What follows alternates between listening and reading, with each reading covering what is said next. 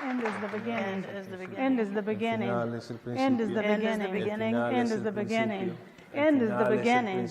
End is the beginning. End is the beginning. End is the beginning. End is the beginning. El final es el principio. End is the beginning. Until you reach the end of something, you cannot begin again. The struggle is that space just before the end, when you get to the new beginning. This is really important. It's spiritual geography, so let me say this again. The struggle is the space just before the end that leads to the new beginning. And love is the compass that guides us through the struggle to the end that leads to the new beginning. Have you met the struggle? Let us introduce you. The struggle is getting the call that your homeless sister, Joletta, was found multiple states away, drowned in a lake. She was 7 months pregnant. The struggle is our 8-year-old neighbor, Tay. We live in the heart of downtown, and until a couple of months ago, she'd never seen City Hall. The struggle is a Latinx youth that is not allowed to speak Spanish in the school and make him ashamed of the language of his mother, when for a white kid, 2 languages is one skill, and it's something to be proud about. The struggle is 3 Asheville children losing their mother to ICE custody during a routine traffic stop. Family separation happens here too. The struggle is a couple coming off the frozen December streets into our home. They, like many African American people in Asheville, had grandparents that owned a home in Montford. Imagine going from homeowners to homeless in just 2 generations. Urban renewal did that.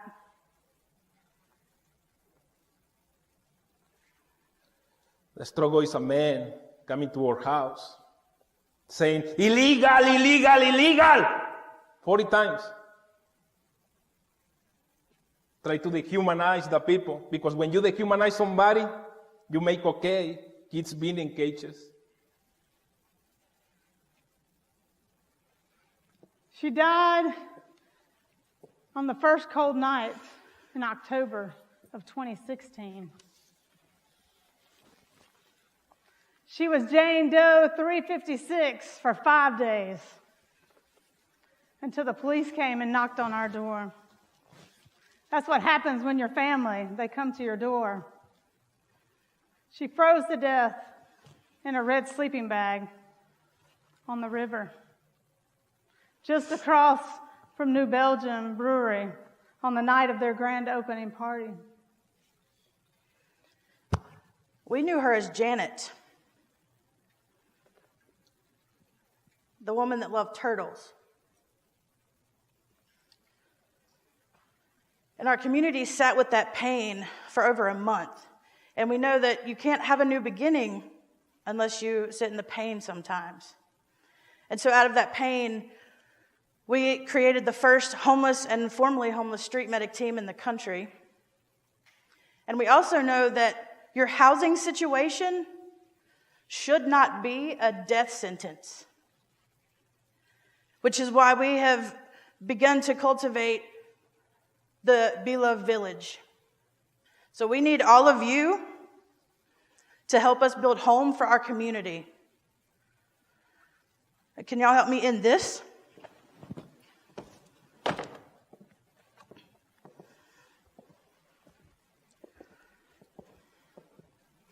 There are moments like this one where everything changes, where you can't go back to the way things were.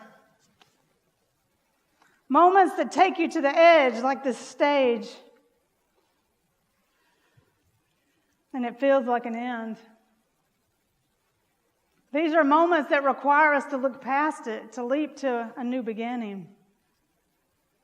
This is the moment when life hands you a gift. And it's the gift of your rebirth. End is the beginning.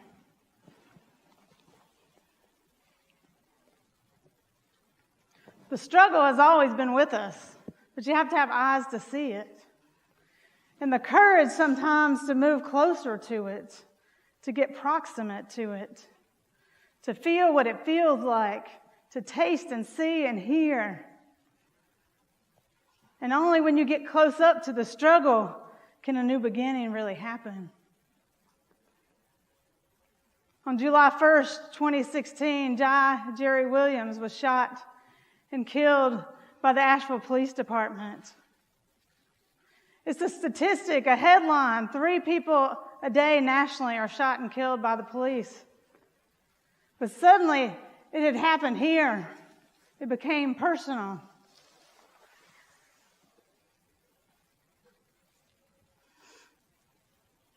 I remember thinking, oh my God, Ferguson has happened here. What should we do? And then I heard on July 5th that there was going to be a vigil in a park downtown. And so I made my way down there.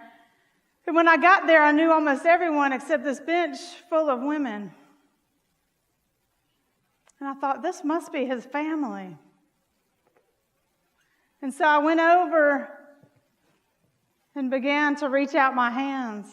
And I met Jerry's mom and his godmama and his aunties. And I began to offer my condolences to them. And suddenly, a national headline became very real. Just seeing the pain on their faces, coming close to a family going through that struggle. And all I knew was that love transforms. And so I just kept staying near to them. And they began to trust me to walk them through their grief. Headlines became faces full of tears, became horrific photos and bloodstains. I met children that had seen his body laying on the street of their neighborhood, exposed for hours in the hot summer sun.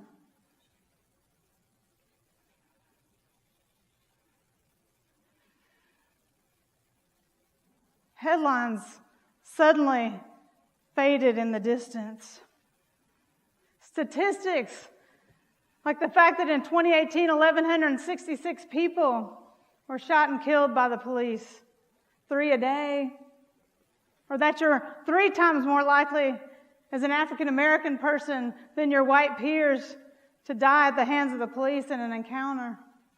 99% are never convicted. But those headlines began to fade, and the reality of a family that could hardly contain their pain.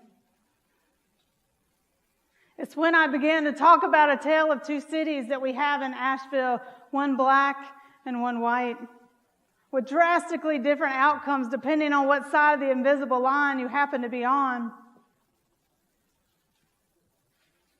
And I began to talk and wonder and agonize on how love can heal a city like this divided. I met Jerry in his coffin 30 days later. Imagine a mother getting a call that you can't even fathom, that your child has been killed, and then not getting to see his body for 30 days. And as we walked together into the funeral home, I'll never forget the director pulling me into a room. I've done this as a pastor thousands of times with people, walked to have a viewing of your loved one's body, but this had never happened. He said, "She cannot touch him. It's been too long. He'll just disintegrate if she touches him. She may not even want to have the casket open." But like Mamie Till before her, she insisted on seeing him and having that coffin open. I remember there was a piece of plexiglass covering the top half of his body. He was in a crisp white suit, a black shirt, a white tie. And I remember how strange the white gloves looked, because I knew that 7 bullets had riddled his body and one of them had blown off his left arm, and that's why the gloves were there. I remember her bending over to kiss the plexiglass underneath where his lips were. And I remember she began swaying back and forth and caressing over his face the glass and saying, my son, I'm so sorry. I'm so sorry this happened to you, my son. And I remember she almost fell over and I caught her, and her grief filled my body. I could feel it in my body. And her moans mixed in with the jazz music being piped in. Can I tell you the anguish of too many childless mamas, too many widows, too many orphans, too many children traumatized on the other side of sirens and blue lights? And I would go home to my 2-year-old babies and think, I don't want them to ever experience this. Or walking into their preschool classroom and seeing the young boys whose statistics hang over their heads like deadly weapons. And I thought, I don't want to live in a world, I don't want to raise them in a world like this. Can you help me end this?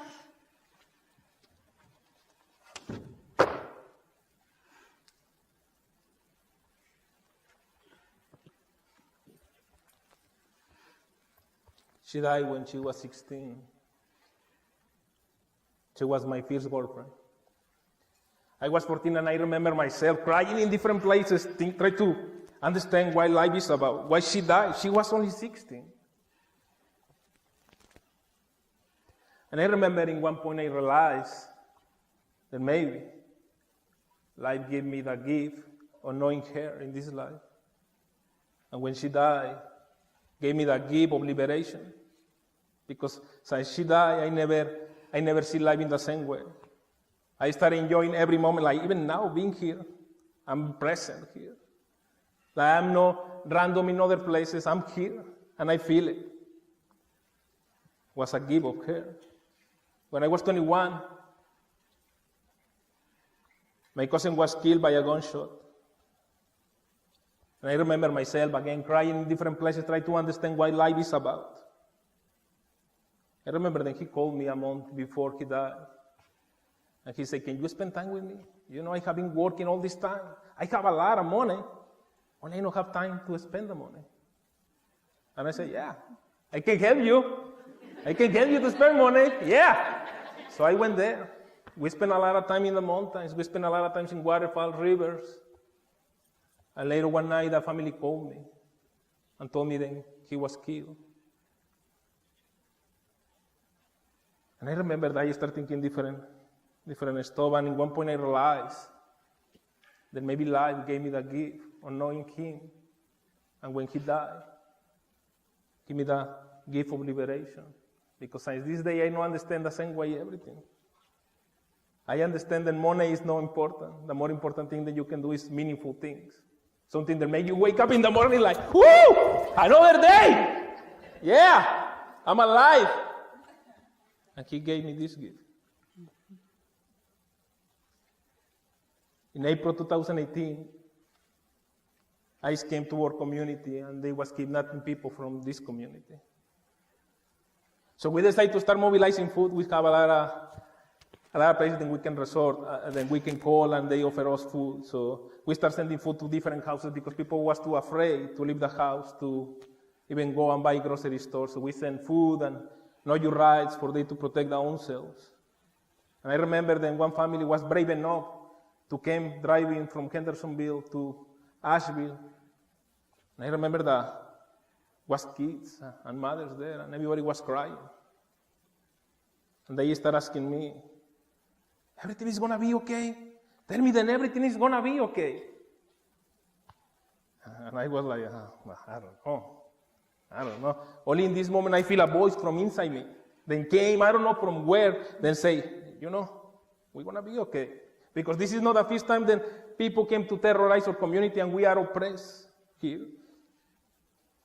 So this voice came from very deep inside me, a voice that I never heard before. And I remember, so I'm saying all these stories, so I think that the way that I mature these stories is always having a traumatic experience, then wake me up and make me understand life in different ways. Because I tell you, then I can see my girlfriend die, and I can see my cousin die, and I can see ice being here like a wake up for me. Because at this moment, nothing tastes the same. If I see raining, I know hiding from the rain. I'm enjoying the rain because this can be the last time, then I can enjoy the rain. So it's a big teach for me in all this experience. And I start realizing where this voice came inside me, and I start thinking, when she asked me, the kids ask me if everything is going to be okay, where this voice coming from? And I start realizing then was because in this moment I understand that I am the person, then I am the change. I need to start doing something to protect the community, your community, my community. This is mine too. I live here too. And the dream is then, I hope then one day then I'll be the example to somebody else. And then later we're going to be two. I'm hoping then one day we're going to be three. And dreaming then one day it's going to be the full community protecting the community. This is the big dream. And I see a lot of ways that the system divides us. We have a president, then he's saying, you need to hate these people. These immigrant people came here to take your jobs. And I drive my bicycle in downtown, and I can hear people, go back to Mexico! And the crazy part for me is that the president never have been in the struggle. Never have been a working class. Only the president have working class people fighting with another working class people. Because it's a way then the system divides us. Like even today, imagine this, we are talking about community, about being together, and we are here in this stage. Like if we was a rock stars. Then it's no a reason to be here. Because, so a lot of people call us activists. Then I always say to the people, then I'm not an activist. I'm only somebody that care enough about this community because this is my community.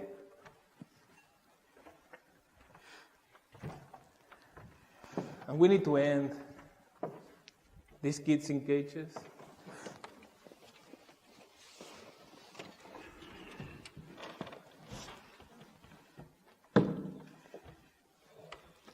We need to end these kids in cages. Because it's our kids. If you think in a way that we are a human family, this is our kids. I hope that we are not waiting for these kids to be wise enough to start caring.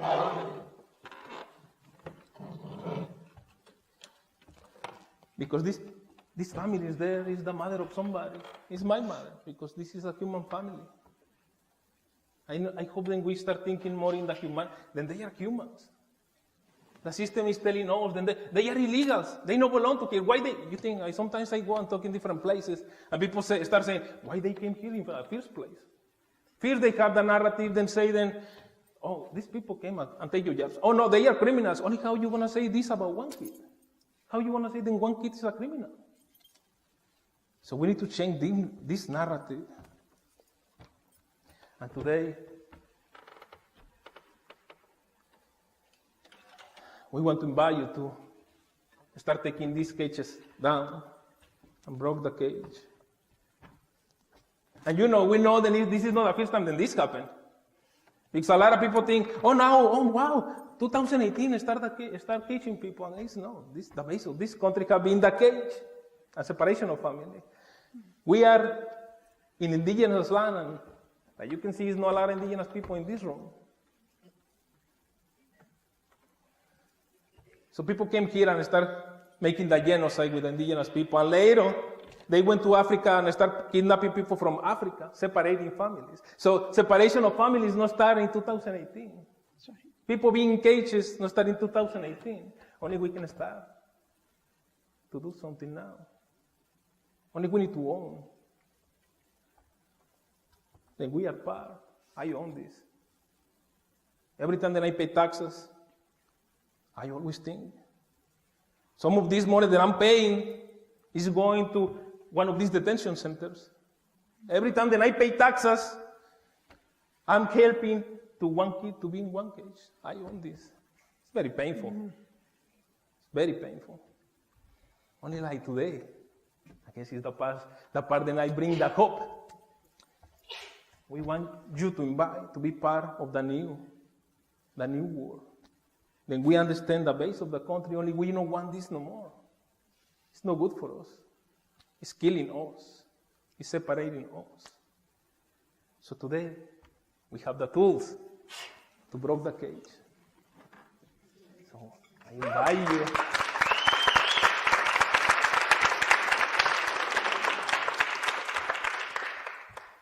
So we invite you to use the tool.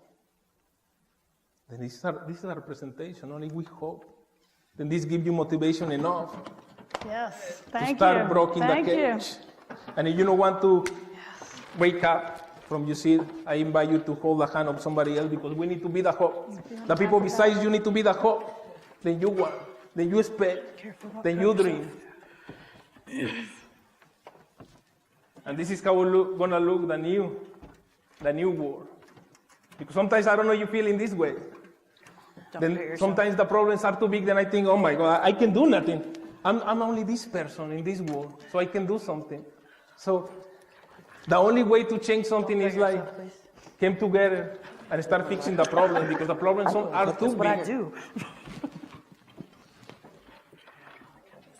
And we need to know then the end Good job. is gonna be just the beginning. So Great job.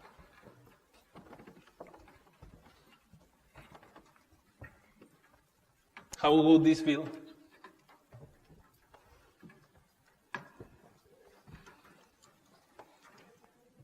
The end is the beginning. And it's the beginning. End is the beginning.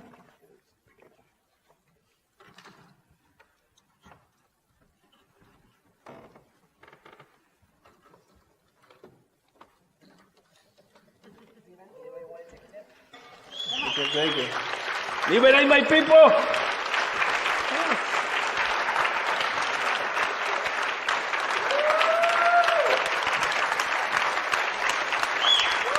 And if you want to feel that hope and commitment, we hope that you'll reach out to the people nearby you and touch each other and commit to each other to be in community today, to start a new beginning right here in this room.